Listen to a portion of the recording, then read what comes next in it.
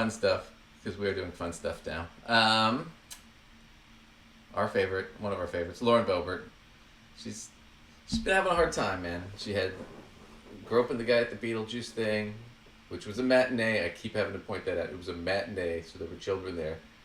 Getting her ass handed to her In her by debate. her opponent in the debate that she required to be at the hoity-toity country club, whatever place. She even set it up in her favor and still got her ass handed to her. Then when Trish Galbraith, who's running against her, said, "Hey, let's do another one," Boebert was like, "No, she got her debate. I'm not doing another one." So she ran away from that. She's got the pending assault investigation against her husband. She had the problem with the speeding ticket, where now I think she only has a few points left on her license in Colorado, so she could lose her license, her driver's license. Her son is in trial now. He's looking at 10 years in prison, and she's been pretty much absent from that. And even though she carpetbagged, she was in the 3rd district and she was losing. She carpetbagged to the 4th district in Colorado, which is more conservative, and now it's pretty close. It looks like she might lose there. So she's having a tough time. So to score some points, she went on a radio show in Colorado, and here's Brian Tyler Cohen, and he's going to introduce this. We're going to listen to some of this wonderful interview with Lauren Boebert, redeeming herself. Lauren Boebert just sat down with a reporter from Colorado Public Radio named Ryan Warner for what should have been a relatively innocuous interview, and, well, here's what happened. You've been very clear in your support for oil and natural gas, but renewable energy is also a big part of the 4th District. Companies there have taken advantage of green energy tax credits under President Biden's Inflation Reduction Act. Some of your Republican colleagues want to see those credits stay in place. Would you be in support of keeping parts of the IRA that support an energy transition in the 4th Congressional District? I want to point this out because he points it out here in a second. But so where she is, 4th Congressional District in Colorado, it's a big open area. It's a big district, but it's up in the mountains. There's a lot of open range and field. It's still pretty high elevation. So they got a ton of money from the Inflation Reduction Act to invest in green energy, and there's a bunch of businesses and jobs because they have a ton of wind energy because they get a lot of wind. She's talking about repealing that and taking away all that money, meaning those businesses would have to shut down and hundreds, maybe thousands of people would have to lose their jobs. Brand new jobs that were created to revitalize this district that she's running for, and she's talking about taking all that away. That's why he's asking this. Includes, so much of the plains with solar and wind resources. Isn't it interesting that when the first thing we talk about with the Inflation Reduction Act is green energy? Joe Biden and Joe Manchin both said we should have named this bill what it was. It's not an Inflation Reduction Act. And unfortunately, that's the con game that's played here in Washington, D.C. You put a pretty title on a bill, and then the text doesn't line up to the actual title. There's over $350 billion in this bill that goes towards subsidizing renewable energy, which is extremely unreliable. And it did nothing to reduce inflation. In fact, it's expanded inflation with inflation is easy. $1.2 trillion price tag. I just want to say inflation Are we having a debate or an interview? I'm just checking. Well, first of all, I get to say things as a journalist to set the record straight. So inflation is easy. Oh, you're going to fact check me during the interview. That's exactly right. And inflation is easing. Yes. So this is... So we're going to make sure that what I'm saying is actually true. Yeah, that's great. She is so pissed. Oh, this is adorable. So here was the question. Simple question. Hey, we got all these tax credits. Created all these jobs. Are you for keeping those? Well, isn't it funny that you want to do clean energy and blah, blah, blah. No, I'm talking about people's jobs, bitch.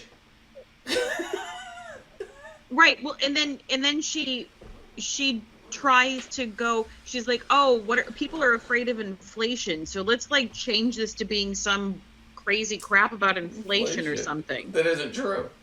I had to fact check her. Well, that isn't true, but also is not the question. Right. Are you going to take away these people's jobs? That's the question. Are you going to vote to take away their jobs? This is adorable. So go to your local King Supers or your city market and ask the shoppers if inflation is down when they're buying 1 dozen eggs for $7, $10. Where she's at, it's not that high. In New York, maybe, but not in the 4th district in Colorado, which is a really small area. I'm telling you, it's not $7 or $10. It's like $3 or $4. I'm in the Portland area, like $4 for a dozen eggs. It's not that much money. I mean, it's up from what it was. It was like $1.50, whatever it was 2 or 3 years ago. Don't get me wrong, but still, this is a bullshit talking point. Because they found out, oh, there were a couple places where it was high, so we're going to just name that price. When they're trying to purchase steaks for their family and have to put it down because the price tag is so high, and then they turn to the pork and that's still too high, and then they go to the chicken and they're still shaking their head and say, well, I guess this will do. The price of everything is up, and it is inflation, and it is the reckless spending in Washington, D.C. Okay.